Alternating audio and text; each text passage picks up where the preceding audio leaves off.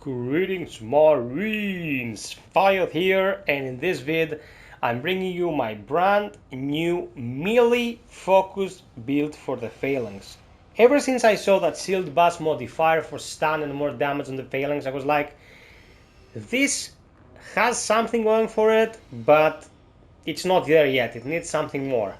Well, with the new perks that we got in this season, you can actually go for a fully focused melee build on the Phalanx that is actually viable, can kill stuff and keep you alive in the process. So it's not just a gimmick, it can actually work. Suffice to say that it decimates synths. You can just go ahead and bully them. Synths don't have a grapple attack, so even the heaviest of the enemies, excluding the pyros, can be decimated with chain stuns and by just bullying them and hitting them in the face. Very interesting stuff, very different stuff to freshen things up. And before you ask me, I'm gonna answer your questions real quick. FiOth, why did you start with the Phalanx with these new perks? Phalanx is like the least placed character. Dude, why not try something else like the Gunner? LOL. Well, mate, those perks ain't dropping, man. I can't make a build for something I don't have the tools for.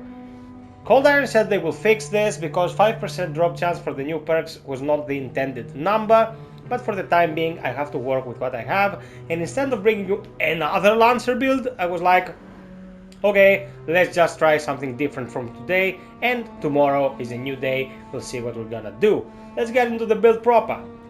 So, here is our grid. It's kinda simple, not very interconnected thingies in here.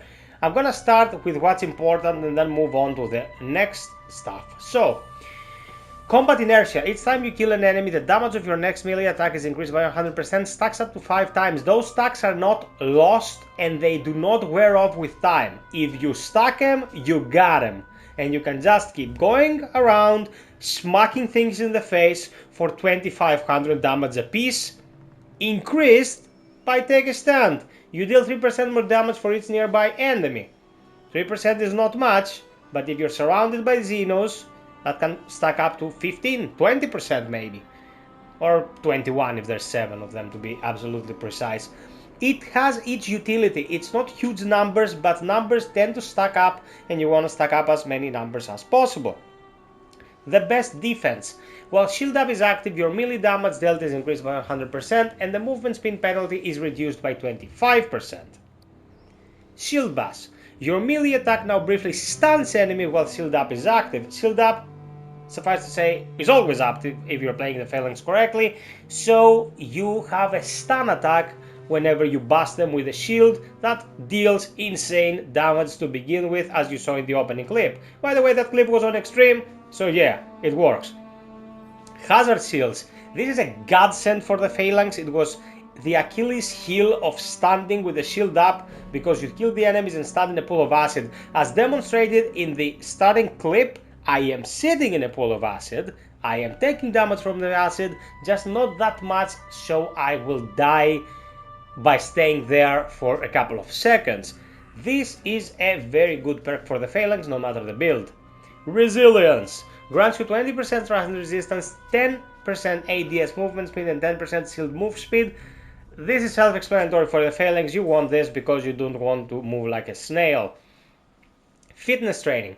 Increases incoming healing and max health by 10%, improves stamina recharge rate by 20%. Guys, this has to go in every build now, like hands down. Fitness training is amazing. You start with 1650 HP, 3300 if you use human tanks. You get more health out of all healing and you get your stamina back faster. It is amazing. Adrenaline surge. When you are at max stacks of bulwark, your ability recharge is increased by 50%. I don't need to say anything else. This is awesome. Batteries included and rapid deployment for faster recharge, 40%, which is our soft cap. We want to keep it there. This is great. Aftershock. Shock pulse leaves behind an electric field for 10 seconds, slowing any enemies that make contact with it. Great. And shock pulse also causes affected enemies to take an additional 10% damage for 4 seconds. That's shell shock. Because your work is to push them back, get in front of your allies, protect them whilst they're hammering the enemy. Being able to deal an additive 10% for each party member is insane. We don't need to elaborate too much on that. Now, some people would ask, why didn't you keep 2 slots for jackpot? I don't trust the Phalanx to kill that much stuff that's not fodder, if you know what I mean, because you only have a CQW that's reliable for close quarters, high damage. The pistols are always good and all, but they're not gonna cut it without any support actives like overclock, for example, or some other damage buff. I'm not saying you cannot go high damage with the Phalanx, but this build is not really high Phalanx when it comes to guns. You can kill stuff with a shield, 100%, but I don't think jackpot has a slot here per se, and I really couldn't take out any of these things. I already considered some stuff that I wanted to put in here. For example, I wanted focus under fire. Its stack of bulk also increases aim assist and reload speed by 2%, especially for the shotgun, but I couldn't fit it anywhere, so you have to make some sacrifices. For me, this was the best configuration I could think of. And yeah, you look something like this. 1650 HP, as I said. All your guns will have the stock amount of ammo, of course.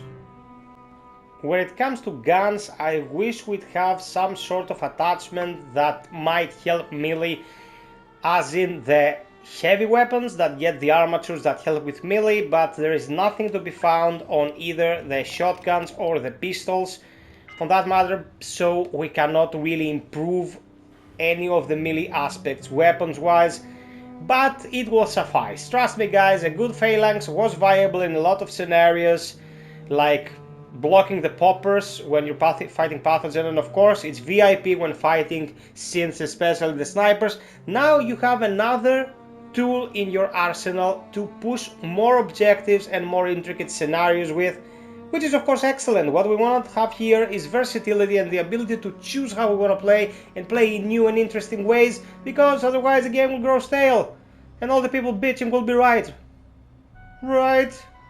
So this is my latest build, guys.